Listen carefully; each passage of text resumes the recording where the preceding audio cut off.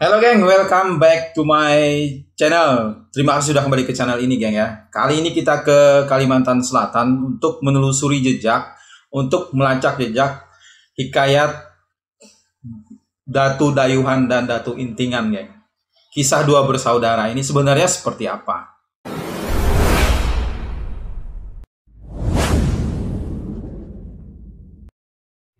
Bagi masyarakat di Pegunungan Meratus, ini bukan sekedar dongeng sebelum tidur sebenarnya. Jadi legenda itu lebih dari itu, geng. Jadi ini mengisahkan asal-usul mereka. Ya, Intingan dan Dayuhan ini digambarkan sebagai dua bersaudara, yang memiliki karakter yang berbeda. Jadi Intingan ini punya pikiran yang terbuka dengan selalu menerima hal-hal yang baru dari luar, sedangkan Dayuhan ini adalah kebalikannya. Kisah Dayak Meratus dan kemudian etnis Banjar. Bagaimana? Ini kemarin sudah kita singgung di beberapa video sebelumnya ya tentang hikayat Datu Banua V, kemudian juga kerajaan Tanjung Puri. Langsung saja kita check it out.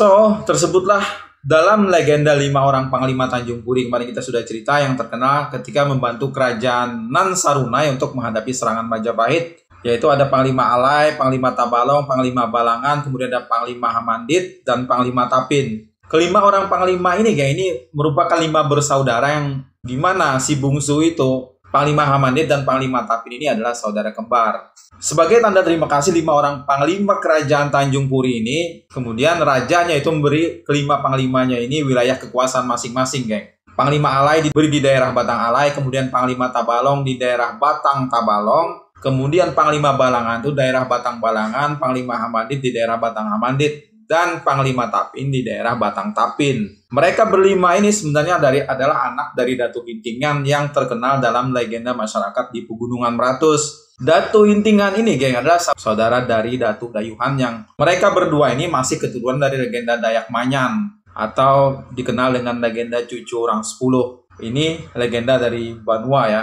di mana salah satu anak dari Datu Anyan yaitu Datu Alai atau Alai Tua itu menetap di wilayah Birayang atau Meratus yang kemudian menurunkan Datu Dayuhan dan Datu Intingan ini.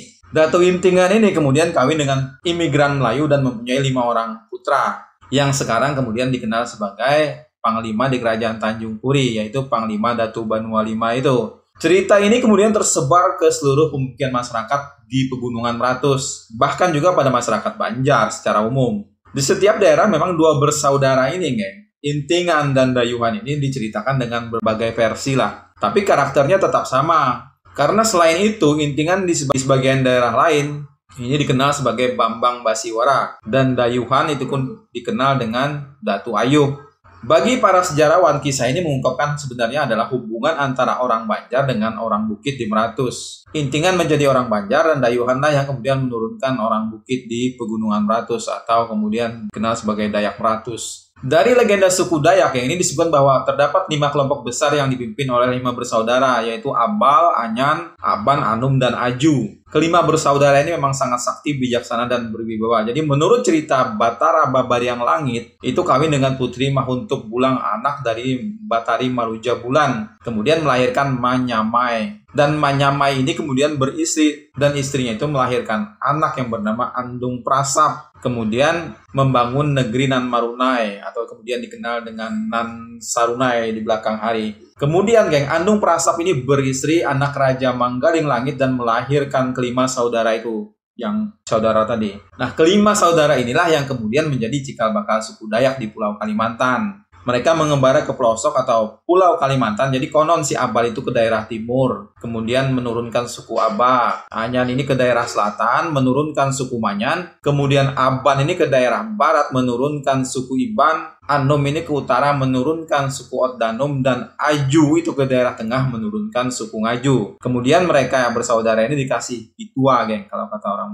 Banjar ya, atau petuah, bahwa dilarang atau tabu bagi mereka ini bacakot pepadaan, apalagi sampai bermusuhan. Jadi karena mereka ini berasal dari satu darah, satu nyawa. Jadi menurut pitua nenek moyang mereka ini mengatakan, terkutuklah apabila berkelahi setemanggungan atau sepedang sanakan, saudaraan. Dari cerita silsilah keturunan Dayak inilah kemudian anak yang nomor 2, si Anyan ini kemudian menurunkan suku Manyan yang mengembara ke daerah selatan, mempunyai 10 orang anak yang dikenal dengan sebutan cucu orang 10, yaitu Lua, Pahi, Alai, Wangi, Sari, Aju, Burai, Buun, Kutip, dan Asih. Mereka inilah kemudian menjadi cikal bakal penduduk Kalimantan Selatan. Sebagian ke daerah Barito Selatan dan Timur atau Kalteng, serta ke daerah Pasir Kaltim. Lua itu menjadi cikal bakal orang Kalua, Pahi jadi cikal bakal orang Mahi, Alai menjadi cikal bakal orang Birayang atau hulu Sungai Tengah, Wangi itu menjadi cikal bakal orang Mawangi atau hulu Sungai Selatan, Sari itu menjadi cikal bakal orang Masari atau Margasari, Tapin ya. Aju itu menjadi cikal bakal orang Biaju, Burai menjadi cikal bakal orang Maburai atau Tabalong, Buun menjadi cikal bakal orang Mabuun dan Warukin, Kutip itu menjadi cikal bakal orang Makutip, dan Asih menjadi cikal bakal orang Masih atau Alalak yang kemudian kita kenal sebagai Banjarmasih atau Banjarmasin. Keturunan Anyan dari anaknya Mayasari itu mendirikan kerajaan Candi Laras, geng, di Margasari, Kabupaten Tapin sekarang. Jadi pada tahun 678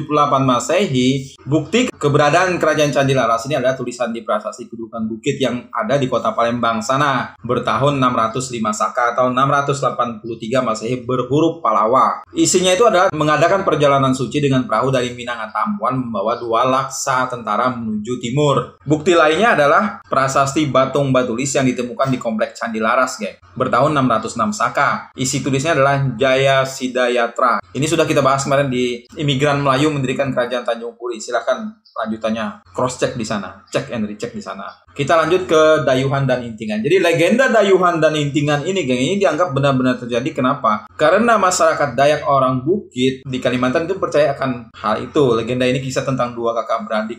Kisah tentang 2 orang kakak beradik ini, kakaknya itu Dayuhan dan adiknya itu Intingan. Jadi mereka bertinggal di gunung. Jadi Dayuhan si kakak ini tetap berada di sekitar ladangnya, sedangkan Intingan ini gemar menjelajah lembah-lembah di ujung sungai, geng. Hal ini dilakukan apabila musim tuai telah rampung atau sudah selesai panen lah, dan padi sudah rampung dimasukkan ke dalam lumbung. Nah, suatu hari si Intingan ini minta izin kepada kakaknya untuk bepergian agak jauh sedikit lah dan agak lama, jalan-jalan lah, dengan membawa sebilah mandau atau senjata asli Dayak kan, ciri khas Dayak, di pinggang, dan sebuah butah atau keranjang rotan yang dibawa di punggung, biasanya disebut lanjung kalau di sini. Jadi berisi beberapa ruas, ada lemang di situ. Jadi dia sebagai bekal dia lah. Jadi dia berangkat kemudian menyusuri sungai dan lembah menuju ke dataran rendah, turun dari bukit. Nah, setelah berjalan berhari-hari dan berminggu-minggu lamanya, sampailah kemudian ia di muara sebuah sungai. Di sana dia kemudian melihat orang yang dia berjumpa banyak orang yang berpakaian bagus. Beda lah dengan apa yang mereka kenakan di bukit kan, di Pegunungan Meratus. Tidak seperti dia yang hanya mengenakan cawat dari kulit kayu. Jadi orang di sana itu kemudian kalau menanam padi di sawah itu tidak seperti mereka yang di gunung. Jadi mereka, kalau yang di gunung kan mereka berhuma atau berladang, sehingga mereka harus selalu berpindah-pindah untuk bertanam, untuk bercocok tanam, mencari tempat-tempat yang subur kan.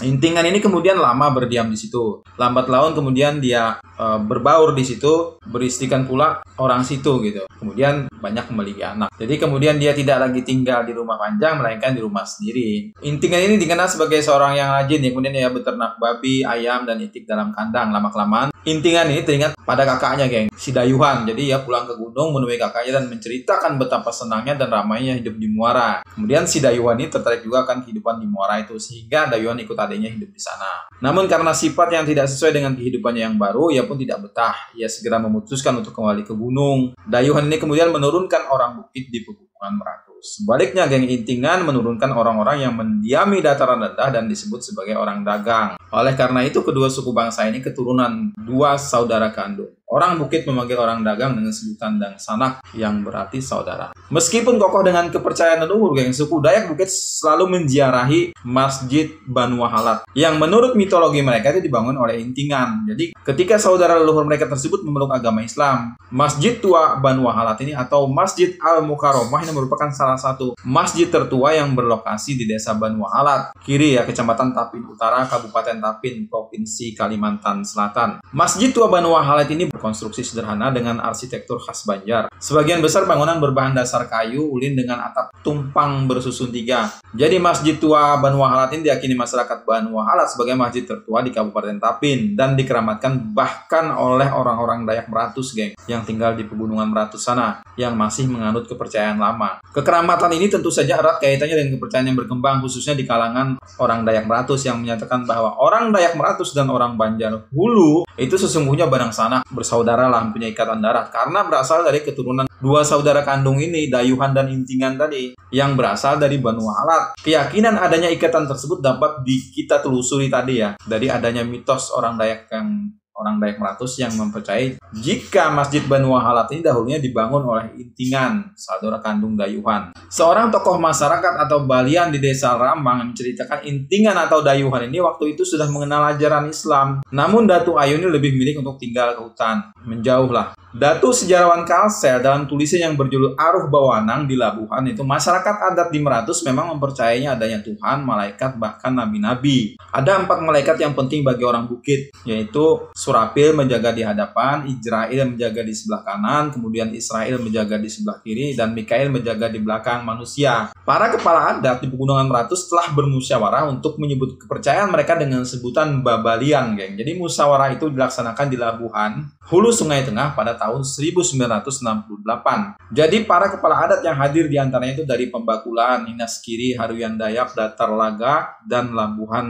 Sejumlah fakta ini merupakan salah satu jejak islamisasi yang pernah dilakukan ulama-ulama dari jalur tarekat. Jadi menurut sejarawan tadi, masyarakat pedalaman Meratus pada awalnya menghuni sejumlah wilayah di pesisir sungai. Ketika pengaruh seperti Hindu dan Islam datang, mereka pun mulai bermigrasi ke arah hulu-hulu sungai. Sejak berdirinya Kesultanan Banjarmasin yang mendeklarasikan Islam sebagai agama resmi negara, islamisasi pun mulai gencar dilakukan. Jadi sejumlah ulama dari jalur syariat dan tarekat pun kemudian bermunculan berlomba-lomba menyebarkan Islam di daerah itu. Rupanya, geng, ajaran-ajaran dari jalur tarekat itu sempat bersentuhan dengan kepercayaan lama yang dianut oleh masyarakat Meratus saat itu. Pemujaan-pemujaan terhadap roh yang biasa dilakukan masyarakat lokal semacam itu mendapat tempat pada ajaran yang disebarkan ulama tarekat ini. Nah, persentuhan keyakinan itulah kemudian terjadi ketika mereka masih bermukim di sekitar aliran Sungai Tapin. Kosmologi yang mereka yakini itu mirip dengan yang diajarkan oleh Datu Sangbul sebenarnya. Begitu ulama dari jalur syariat datang dengan ajaran yang lebih ketat, mereka pun seakan menjadi terusik, merasa terganggu. Seperti dalam kisah Datu Ayu atau Dayuhan ini. Jadi beliau memilih jalan sunyi, kemudian menyingkir ke pegunungan. Mereka masuk ke pedalaman membawa tradisi dan kepercayaan nenek moyang yang sudah mereka anut turun. Itu, geng, tentang dua bersaudara Datu Ayuhan dan Intingan. Terima kasih sudah menonton. Jangan lupa like, share, dan komen. Kita akan berjumpa lagi di video berikutnya.